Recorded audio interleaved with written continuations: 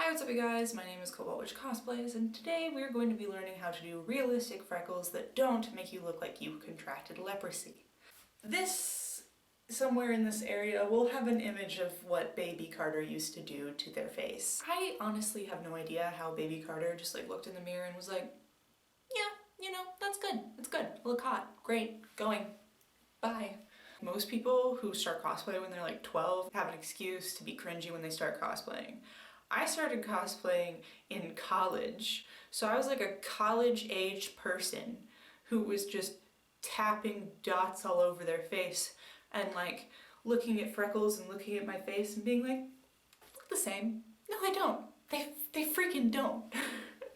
So this is my tried and true method after watching pretty much every single freckle tutorial video on the internet, trying things out, trying different paints, trying different methods. This is what I came up with. The first thing that you're going to want to have when you're doing freckles is a piece of paper that you don't mind just completely getting rid of. It's going to get covered in paint. The second thing you need is one of these stipple sponges, and I've already cut the other side of this one, but they come in squares, kind of like this. So the biggest problem with using a stipple sponge, I've seen people use it straight on their face like this, and that's a problem because these things have these harsh edges. So what you're going to want to do first, before you use it, start at the center and kind of round out the edges of the sponge.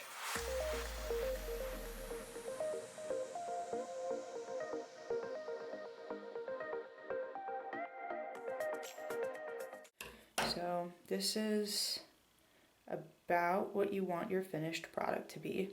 And I will say that the less dense that your stipple sponge is, the better it's going to be for freckles. Then when you hold it, you're going to want to kind of pinch this together, which creates a round bulbed shape, and that is going to be the best way to do that.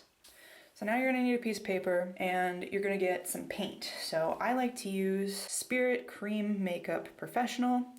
They come in these 1 ounce containers and you can buy them at the Spirit store for Halloween. I normally go in at around Halloween time and I stock up on 1 or 2 of these tubes so that I have freckle paint for the rest of the year. My boyfriend, who also uses this method, he uses Mehron Fantasy Fix cream makeup, and that is probably more expensive than this. This is about $3 a tube, it's really cheap. As you can see, they're very different colors. This one is more cool toned, this one is more warm toned. I have played around a bit with mixing the colors because people who naturally have freckles, they don't have the same colored freckles. So if you want to use multiple colors of brown to add depth or to make certain freckles look bigger than other freckles, to make certain freckles show up more than the rest, that's how you can do it. There's also another way that you can do it that I'm going to show you later. So you're going to pick the product you want to use. So I'm going to use the one that I normally use because I like it better, and also my skin is warm toned, so cool toned colors will stick out more on my face. And I think that works vice versa, but don't quote me because I'm terrible at that kind of stuff. You're gonna put a little bit of the product onto the paper in a big glob, and then you're going to take your brush, and then you're going to dab it right into that, and you're gonna get a disgusting wad of brown. Now, the biggest thing that I see people doing is not dabbing it out enough, because if you see, this makes goopy gross mess, and you want it to look kind of like this one right here. Once you've tapped it out enough and all of the little spots are far enough away from one another and you don't have weird goopy puffs of paint, then you know that you're ready to put it on your face. The way that people who naturally have freckles, the way that their freckles are spaced out on their face are spots that are normally hit by the sunlight the most. So the bridge of your nose, your cheekbones, this triangle type area in between your eyebrows, above your eyes, and this chin part right here. So you're going to want to put freckles the most there just because that's where they would be naturally. And the people who put them just on this section are fine, but like if you want them to look more natural, you want to like add a little bit of freckles in the other places that you would normally have freckles. You're gonna want to do your makeup and your contour first so that that's all ready, because if you want to go do your contour, you can't do it over paint. So make sure you remember that one, because I'm sure I forgot it at some point. We're just gonna start in this spot right underneath your temple. There's like a bone right here, so you just kind of start around that bone, a little bit above that bone. And you're gonna just wanna lightly like tap it. You're not gonna wanna push too hard, because the more you push, the more it's gonna glob. And then you see like areas like this right here, where it kind of like got a little bit close together. There are a couple of ways that you can fix that. Number one is if you just wanna like tap it out, you can kind of make it look less visible. Normally, I'm a perfectionist, so just grab a makeup wipe, remove that little piece, and then I tap some new foundation on it, or I cover it with concealer, and we just start over again. Just remember that you did put on your contour first, so if you're wiping off like large portions of your freckles, you are probably going to want to do your contour again. Also, if you have a specific beauty blender for this process, it works better, because then you don't have to worry about getting paint on your regular one. I normally take like my nose and I kind of make like a little like half circle that goes kind of to the middle of my ear to like a little bit under my nose at the lowest point, and that's how I put on my freckles on my cheeks. It is much better to start with less and build upwards with this, because once you get a glob, you're going to have to redo a whole section of it.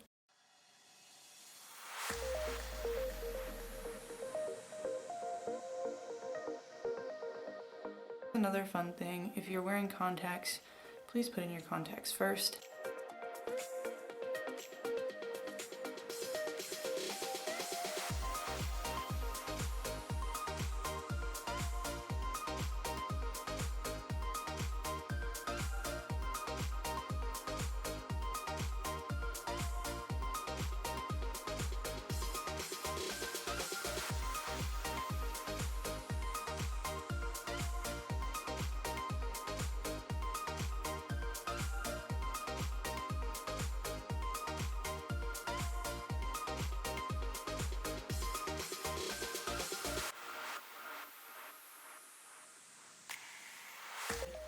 You want to make it even, but not too even that it just like looks weird, because faces aren't actually even.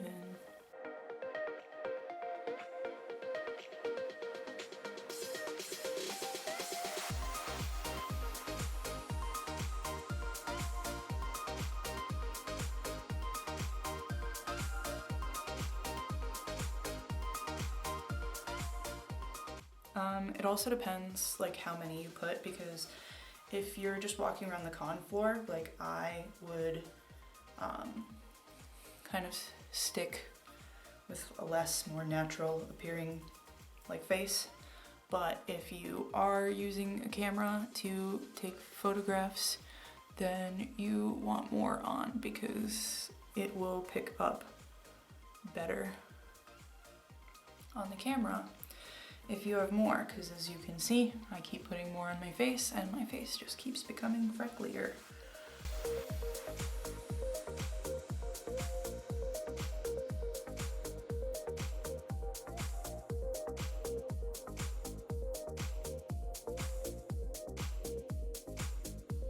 And make sure that you don't just do the bridge of your nose.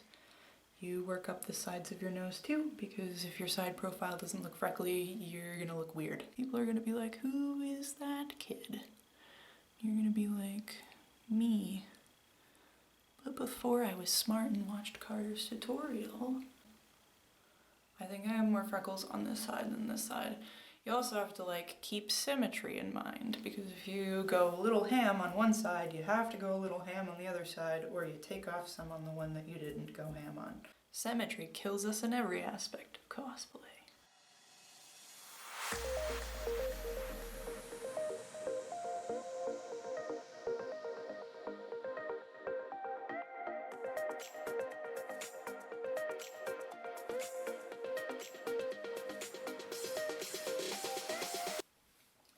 next step in my routine is to use one of these.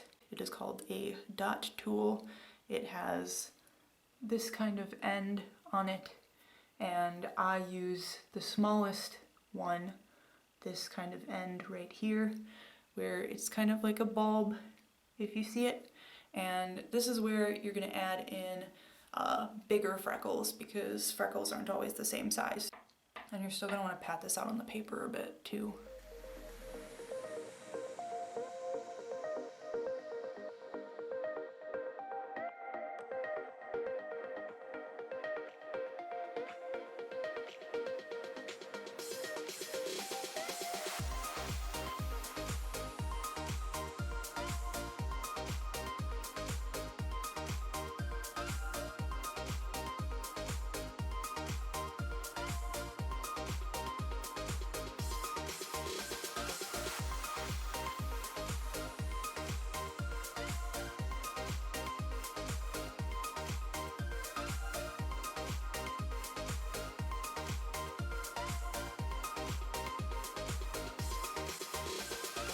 Also, don't do what I just did, because these are all kind of in a line right there. I'm gonna fix that just really quick, because you're gonna wanna place them randomly, but in a way that makes it look purposeful, but in a way that's also random.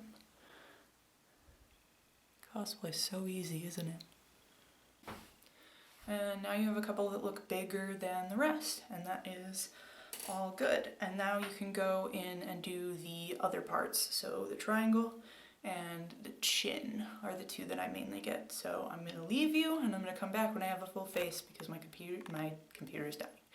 My camera is dying again. Okay, and now we're back. As you can see, I did kind of a little bit more dense in the center, and then I did a couple just like going off like that.